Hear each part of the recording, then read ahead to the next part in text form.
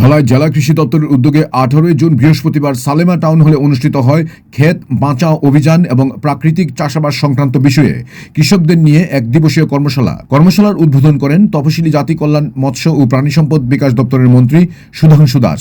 অনুষ্ঠানে অন্যান্যদের মধ্যে উপস্থিত ছিলেন ধলাই জেলা পরিষদের সভাধিপতি সুস্মিতা দাস, বিধায়ক মনোজ কান্তি দেব, স্বপ্না দাস পাল, সহকারী সভাধিপতি অনাদি সরকার প্রমুখ।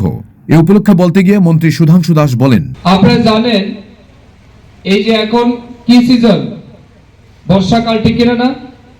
ফুলকপি কোন সিজনে পাওয়া যায়? ফুলকপি কোন সিজনে পাওয়া যায়? শীত সিজনে। বাঁধাকপি কোন সিজনে পাওয়া যায়?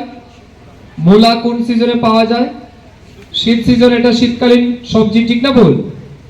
কিন্তু আজকের দিনে যদি আপনি ফুলকপি চান, পাবেন কিনা? না পাওয়া যায় কিনা? পাওয়া যায়। এই যে অসময়ে আমরা এই শাক সবজি পাচ্ছি, এগুলি কিভাবে উৎপাদন হচ্ছে?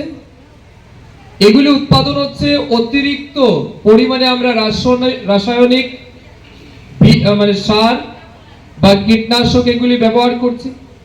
আমরা এক্সক্লুসিভ কেমিক্যাল আমরা ব্যবহার করছি, যার কারণে সাথে সময় সময় আমাদের জমির যে উর্বরতা এটা কিন্তু দিনে দিনে কমে যাচ্ছে। Report AGT Live 24/7।